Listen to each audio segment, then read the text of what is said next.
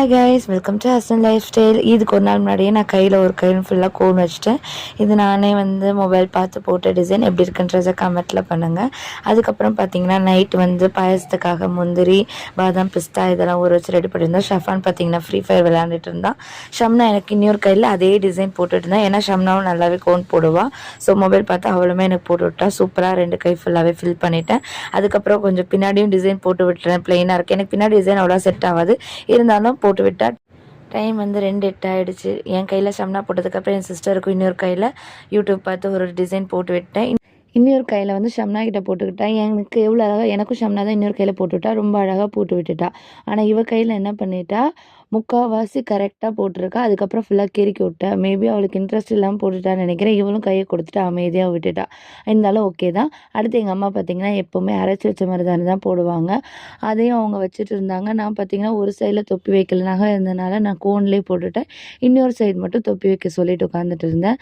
Time ரொம்ப ஆகிட்டனால எங்கள் அம்மாவுக்கும் நல்லாவே தூக்கம் வந்துருச்சு. எல்லாருமே தூக்க கலக்கத்தில் தான் இருந்தோம். அடுத்த நாள் பார்த்திங்கன்னா டைம் கரெக்டாக ஒரு 5:30க்கு எல்லாருமே முடிச்சிட்டோம். கோனை உட்காந்து ஃபஸ்ட்டு இந்த ரம்ஜான்னாலே ஒரு வைப்பு தான். காலைல சீக்கிரம் எழுந்திரிச்சிட்டு கையில் இருக்க கோனெல்லாம் எடுத்துகிட்டு பார்க்கும்போது அவ்வளோ அழகாக இருக்கும். ஆல்ரெடி நான் ஒரு கையில் நைட்டே எடுத்துட்டு அது கலர் நல்லாவே சிவந்துருந்துச்சு. இன்னொரு கையில் மட்டும் ஆயில் போட்டு எடுத்துகிட்டு இருந்தேன். ஏன்னா ஃபஸ்ட்டு நம்ம தண்ணி போட்டால் அந்த அளவுக்கு சிவக்காது. எப்போவுமே கையில் கோன் போட்டிங்கன்னா ஃபஸ்ட்டு ஆயில் போட்டு கொஞ்சம் நேரம் விட்டுருங்க. அதுக்கப்புறம் தண்ணி போடுங்க. அப்புறம் ஷீரவும் காலையிலே வந்துருச்சு.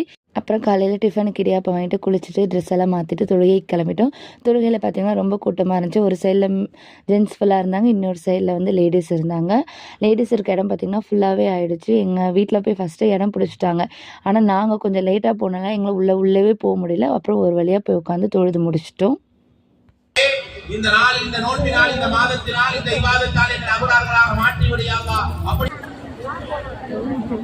நல்லபடியாக தொழுகையை முடிச்சுட்டு கிளம்பிட்டோம். எங்கள் அம்மா பார்த்திங்கன்னா 3 சாரி எடுத்திருந்தாங்க. ஒன்று க்ரீனு, ஒன்று பிளாக்கு, அப்புறம் ஒரு பீகாக் ப்ளூ கலரு.